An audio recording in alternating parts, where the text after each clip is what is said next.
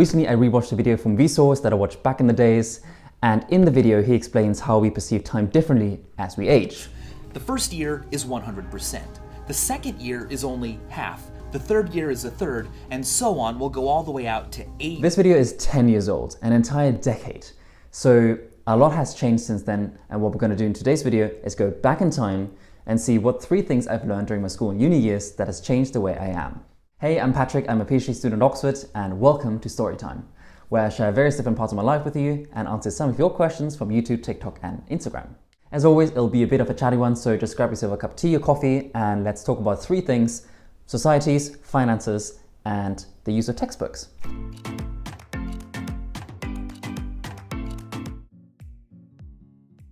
So I joined a couple of societies over the years, but there was one that I stuck with for almost my entire undergrad years, and that's rowing.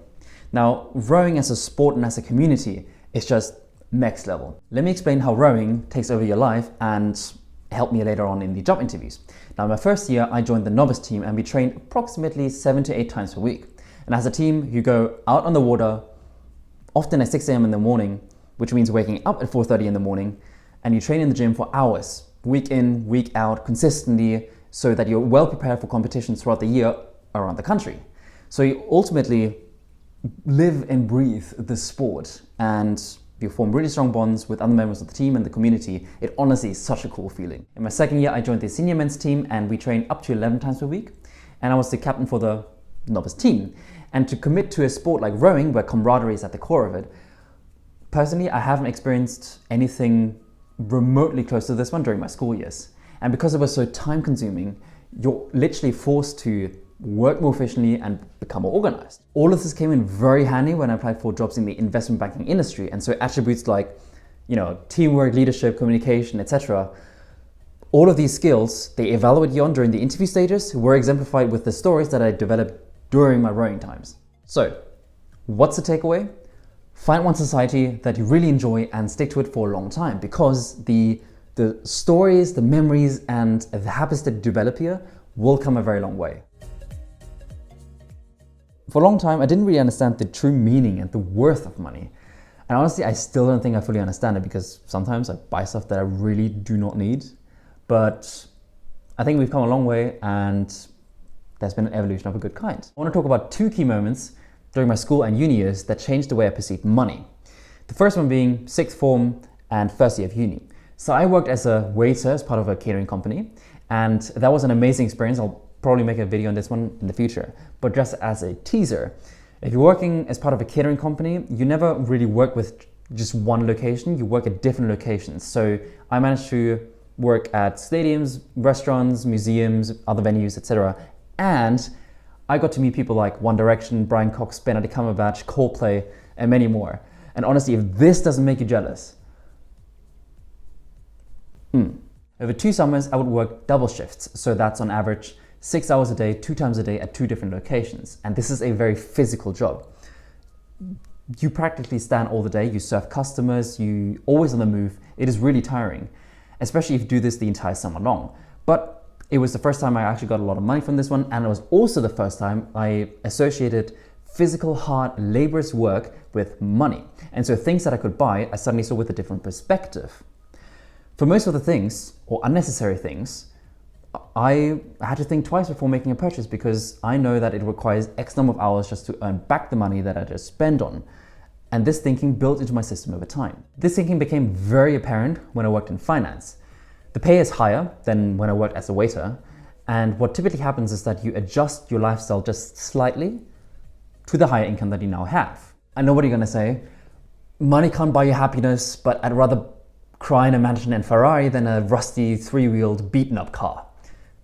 Fair, but hear me out.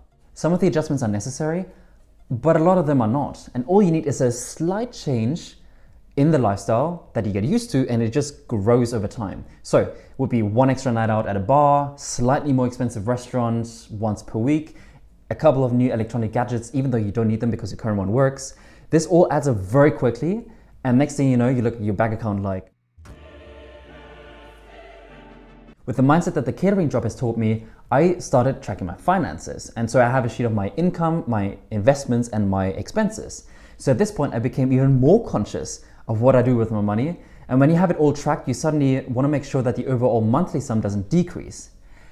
In an ideal situation, it increases, but that is obviously not always possible. So what's the key takeaway? I really appreciate my time working as a waiter because with the hard, physical, laborious work that came with the job, I suddenly appreciated the value of money more. And when I started tracking my finances, I became even more conscious of it. If you're still watching, I would love to know what the one thing was that has changed you in some way, whether that's an experience, habit, or anything else. In my third year at uni, for the first time, I actually picked up a textbook.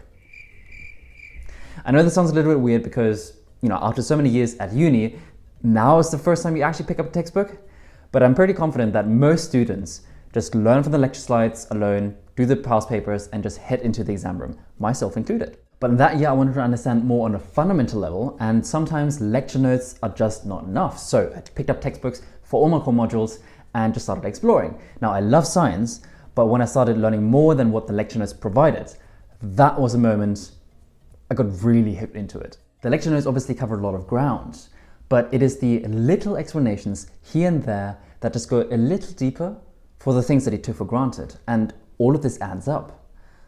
There's just so much more than meets the eye, and sometimes it feels like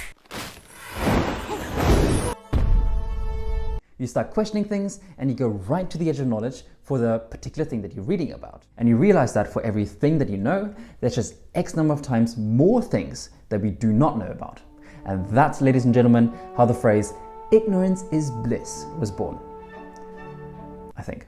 So what's the key takeaway? Don't take things for granted, go the extra mile, and see how it changes you. That's it for today. Thanks so much for watching, and I'll see you in the next one.